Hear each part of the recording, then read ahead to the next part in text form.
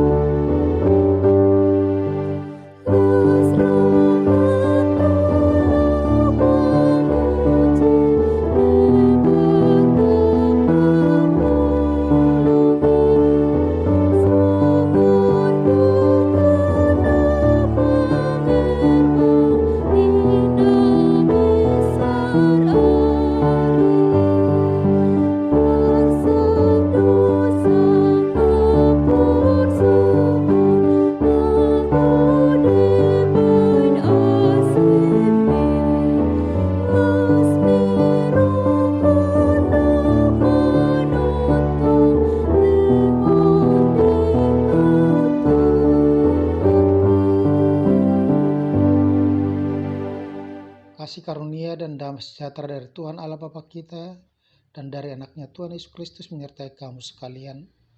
Amin. Damang Dainang, Bapak Ibu Saudara-saudara yang dikasihi oleh Tuhan Yesus Kristus, firman Tuhan untuk kita pada hari Jumat 8 Juli 2022 tertulis dalam kitab Kolose 3 ayat 16. Hendaklah perkataan Kristus diam dengan segala kekayaannya di antara kamu, sehingga kamu dengan segala hikmat mengajar dan menegur seorang akan yang lain, dan sambil menyanyikan mazmur dan puji-pujian dan nyanyian rohani, kamu mengucap syukur kepada Allah dalam hatimu. Gugun mahatani Kristus maringana di tengah-tengah muna, mardongan sadok hapistara mahamu masih ajaran, jalan masih paingotan mahiti-hiti aka ede psalmen, ede puji-pujian dohot ede pertodion, ede kamu madebata di bagasa rohamuna marroha hamalateon. Demikian pembacaan firman Tuhan. Saudara-saudara dikasihi oleh Kristus, damang dainang nani holongan Tuhan Yesus Kristus. Seorang Kristen, dia dipanggil dari kegelapan masuk ke dalam terang, dari manusia yang lama menjadi manusia yang baru melalui baptisan kudus yang kita terima. Melalui baptisan yang kita terima di gereja, maka kita menjadi anggota persekutuan Kristen di dunia ini. Melalui baptisan juga kita mendaftarkan nama kita tertulis dalam kitab kehidupan. Kita berjanji di hadapan Tuhan bahwa kita akan menjadi murid Tuhan, akan menjadi orang senantiasa percaya bahwa Yesus adalah juru selamat dunia. Oleh karena itu, di dalam kehidupan kita, ketika kita sudah dipanggil keluar dari kegelapan kepada terang, maka di dalam hidup kita akan nyata satu perbedaan, satu perubahan ke arah yang lebih baik.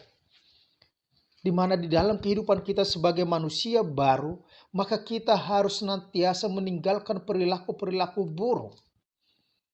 Kita akan meninggalkan perbuatan-perbuatan yang semakin menjauhkan kita daripada Tuhan. Tetapi kita akan melakukan perbuatan-perbuatan baik sebagai bukti bahwa kita sudah menjadi orang yang beriman, orang yang diselamatkan. Untuk itu dalam hidup bersama dengan orang lain, supaya kita bisa mewujudkan sebagai manusia baru, maka dikatakan dalam firman Tuhan pada saat ini kepada kita, hendaklah perkataan Kristus diam dengan segala kekayaannya di antara kamu. Gugun mahatani Kristus maringana di tengah-tengah muna. Artinya dikatakan di situ, kalau dikatakan di situ perkataan Kristus dengan kekayaannya diam di antara kamu, artinya bahwa firman Tuhan itu menjadi dasar kehidupan kita. Firman Tuhan itu kita akan terima dan renungkan dan lakukan di dalam kehidupan kita sesuai dengan tuntutan daripada firman itu sendiri, bukan sesuai dengan keinginan kita, kehendak kita atau mood kita. Karena apa? Karena sering dalam kehidupan kita hanya mendengar firman Tuhan ketika firman Tuhan itu sesuai dengan kehendak kita. Kita menerima firman Tuhan karena itu mendukung perilaku kita. Tetapi firman Tuhan mengatakan pada saat ini bahwa perkataan Kristus itu senantiasa berdiam dalam kehidupan kita dengan segala kekayaannya. Yaitu di mana dikatakan bahwa firman itu yang menguasai kehidupan kita. Firman itu yang mendasari kita untuk bertindak, berbuat di dalam kehidupan kita. Jadi bukan firman yang kita sesuaikan dengan kehendak kita, dengan perbuatan kita. Tetapi perbuatan kita, kehendak kita, keinginan kita, kita sesuaikan kepada firman itu. Itu yang dikatakan di situ tadi, gugun dalam bahasa Batak. Firman Tuhan berdiam dan dia berkuasa dan dia menggerakkan kita di dalam kehidupan kita. Sehingga dikatakan di situ tadi, sehingga kamu dengan segala hikmat mengajar dan menegur seorang akan yang lain.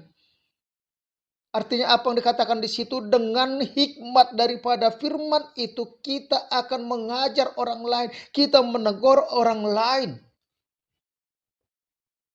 Kalau orang Batak di dalam pelajaran kehidupannya dia dikatakan si tuluk matani horbo, tetapi ketika orang berhikmat maka dikatakan dalam kehidupan kita akan mempunyai cara atau metode untuk dapat menegur orang lain dengan baik sehingga dia tidak tersinggung, tidak dipermalukan, tetapi dia sadar akan kekurangannya.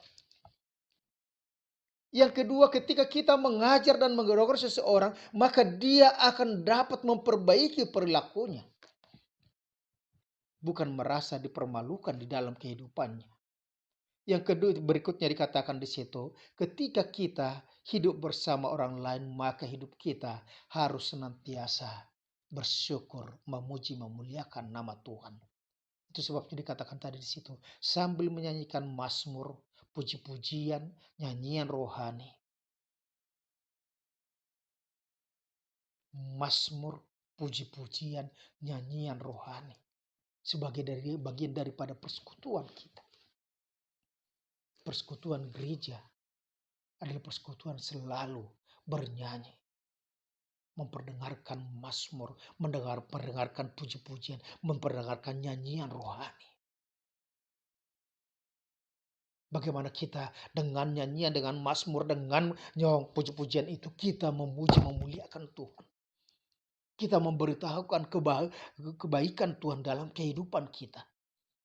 Kita menyatakan kuasa Tuhan, kemuliaan Tuhan diperdengarkan melalui setiap pujian-pujian kita. Dan itu dikatakan di situ sambil mengucap syukur kepada Allah di dalam hatimu. Mengucap syukur kepada Tuhan, mengucap syukur kepada Allah. Karena apa? Karena itu semuanya ada dalam kehidupan kita. Karena itu adalah pemberian Tuhan. Segala sesuatu yang ada dalam kehidupan kita itu bersumber daripada Tuhan. Oleh karena itu dikatakan kepada kita mengucap syukur kepada Tuhan. Dalam nyanyian kita, Kidung Jemaat 450 dikatakan, apa arti hidupmu? Bukankah ungkapan syukur? Mengucap syukur kepada Tuhan karena apa? Bukan karena kelebihan kita. Tetapi mengucap syukur di dalam kehidupan kita karena kita mampu melihat apapun yang terjadi dalam kehidupan kita adalah dengan sepengetahuan Tuhan. Kita tidak mengandalkan pikiran kita, tidak mengandalkan perasaan kita, tetapi kita selalu memakai sudut pandang Tuhan ketika kita menghadapi apapun yang terjadi dalam kehidupan kita. Itu sebabnya bagi orang-orang percaya, bagi orang-orang yang sudah mendasarkan seluruh kehidupannya ke dalam firman Tuhan, maka apapun, sakit pun di dalam kehidupannya, maka dia katakan itu adalah sebagai berkat untuk merasakan kasih yang tulus daripada orang-orang di sekitarnya. Ketika dia harus terbaring sakit, maka dia katakan itu adalah termasuk berkat Tuhan supaya dia dapat menghargai kesehatan yang selama ini sudah dia rasakan dalam kehidupannya. Begitu berharganya kesehatan. Ketika kita menghadapi peristiwa kematian sekalipun, maka kita juga akan bersyukur kepada Tuhan. Karena apa? Karena hidup ini adalah pemberian Tuhan. Kita bersyukur dengan kematian, maka kita akan sampai kepada kehidupan kekal. Tetapi kita tidak akan mendapatkan kematian itu. Kita tidak menjumpai kematian itu dengan tindakan kita, dengan semau kita. Tetapi ada waktu yang diberikan Tuhan kepada kita. Oleh karena itu dikatakan kepada kita, kamu mengucap syukur kepada Allah di dalam hatimu. Ketika kita mengucap syukur dalam hati, bersyukur kepada Tuhan, sumber segala sesuatunya, bersyukur kepada Tuhan karena Dia menolong kita, Dia memampukan kita, Dia memberikan kesempatan kepada kita, maka kita akan bersukacita di dalam menjalani seluruh kehidupan kita. Apapun kegagalan sekalipun, kita akan katakan bahwa itu adalah keberhasilan yang tertunda. Kegagalan atau kerugian sekalipun, itu berarti bukan milik kita. Tuhan pasti memberikan yang terbaik. Tuhan Yesus memberkati. Amin. Terima kasih Om Surga jika hari ini Engkau telah mengingatkan kami, supaya kami senantiasa mendengarkan firman Tuhan, menjadikan firman Tuhan dasar kami bertindak, sehingga kami dapat mengucap syukur, kami dapat memuji memuliakan nama-Mu. Terima kasih Om Surga, berkati kami dalam pekerjaan kami satu hari ini. Terpujilah Engkau sekarang sampai selama-lamanya, dalam nama Tuhan Yesus Kristus kami berucap syukur. Amin. Anugerah Tuhan kita Yesus Kristus, kasih Allah Bapa, dan persekutuan dengan Roh Kudus menyertai kamu sekarang sampai selama-lamanya. Amin. Oras damang dainang, Tuhan Yesus memberkati, selamat bekerja.